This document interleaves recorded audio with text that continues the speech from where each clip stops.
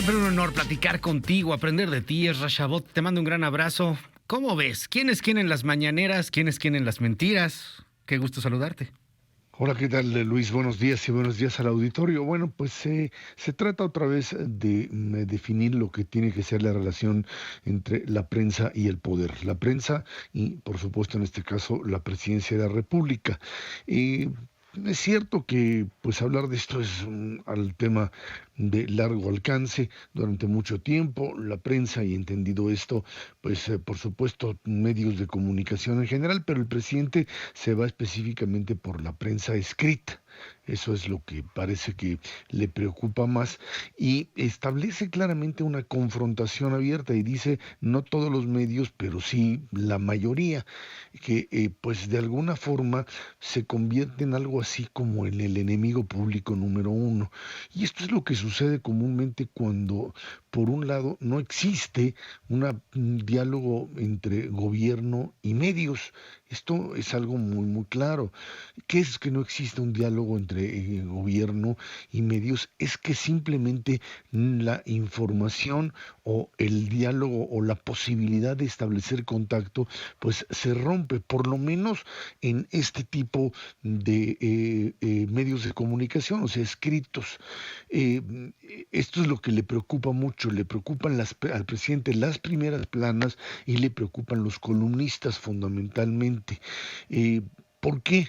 Porque de una manera muy clara se ha establecido un cuestionamiento impreso a las acciones de gobierno de manera tal que aquí de lo que se trata no es debatir el tema, sino plantear claramente qué es verdad y qué es mentira.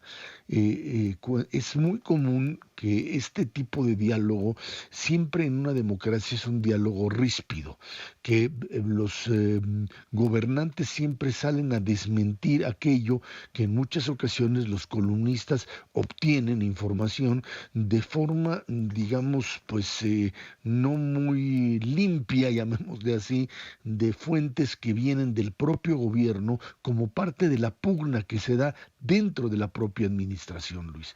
Y así sucede en todo el mundo. El periodista busca dentro de las propias fuentes de gobierno aquello que pues aparece como oculto.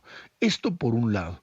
Por otro lado, hay claramente en esta administración cifras que aparecen en la mañanera que son desmentidas por las propias cifras oficiales, llamémosle así, de instituciones como el INEGI, el propio Banco de México, etcétera, que simple y sencillamente se contraponen, son opuestas a lo que el propio gobierno pues establece como las cifras oficiales, son otras cifras oficiales, los otros datos.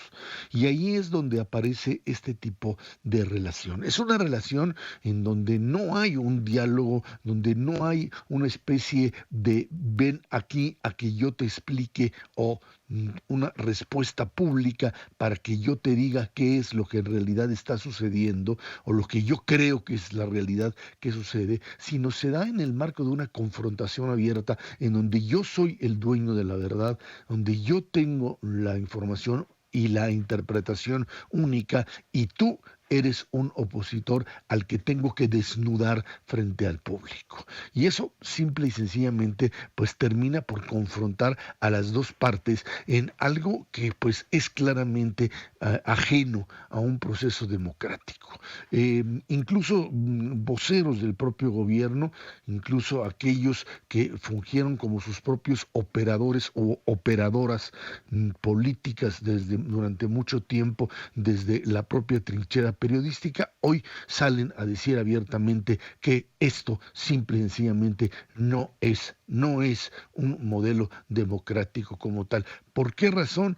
Porque de lo que se trata es de burlarse de la gente, o sea, burlarse del periodista. No está mal, no tiene por qué no, sí, se puede uno burlar también del propio presidente. El problema aquí radica en que se tratan de dos estructuras, presidencia y prensa, de una jerarquía diferente, distinta. Si quieren desde el gobierno desmentir a la propia prensa, hay formas con las que se pueden hacer o que se puede llevar a cabo. Para eso están las vocerías, para eso está su derecho de réplica sobre casos concretos y específicos, sobre asuntos concretos, convertir la propia tribuna que el propio presidente ha lanzado cotidianamente como mecanismo de difusión en una trinchera para atacar, cuestionar, insultar, ofender y burlarse de la propia prensa sin que ésta tenga el mismo nivel para poder responder, porque obviamente estás en un espacio de desiguales. No es lo mismo el que tiene el micrófono y está del lado del presidente que el que está del otro lado preguntando. Esto es de sentido común cuando se da este tipo de relación, y de lo que se trata aquí básicamente es, insisto, en aparecer como el gran juez que descalifica. Me parece una acción desafortunada, me parece algo que no tiene que ver con el debate democrático, sino que básicamente con la descalificación del ejercicio de la libertad de expresión como una forma de ejercer la libertad, las libertades y la democracia que debe existir en un país. En eso estamos. Creo que es un error cometido desde ese espacio. No es ni la persona, ni el espacio, ni la instancia para responder a lo que legítimamente se debe de hacer desde incluso el poder. La presidencia y todas las instancias tienen el derecho de réplica y de cuestionar aquello que el periodista plantea de la misma forma que el periodista lo hace. No son las formas, no es la instancia y no es definitivamente la manera como la democracia funciona en términos de Pues jerarquías, claro, es que Luis. es un acoso, ¿no? Al final de cuentas, o sea, es un acoso, es tratar de amedrentar. Lo que yo no sé, Ra, es si esto va a tener algún beneficio, porque, a ver, por un lado, a quien señalen y sea antipresidente o anti 4T o antigobierno en la sociedad que está tan dividida, pues le va a ayudar hasta el periodista que señale, ¿no? O sea, lo van a vanagloriar, un Raimundo Riva Palacio va a ser vanagloriado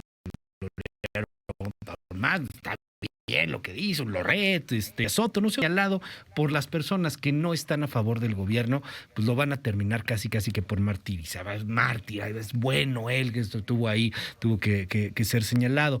Y quien está con el gobierno, quien le crea pie juntillas todo lo que dice, pues al final de cuentas también lo va a meter a la hoguera. O sea, no sé si esto va a terminar por beneficiar algo, si realmente va a terminar por convencer a alguien de lo que ya están convencidos. Creo que más bien va a polarizar aún más. Si soy anti presidente o anti 4T, lo seré aún más. Y si soy pro presidente, pro 4T, pues lo seré aún más. No sé, me parece que nadie gana con este asunto salvo la polarización.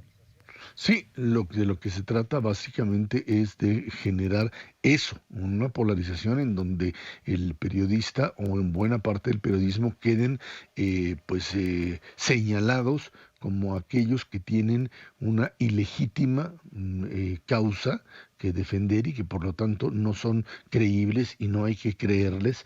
Pero hay un peligro adicional, Luis.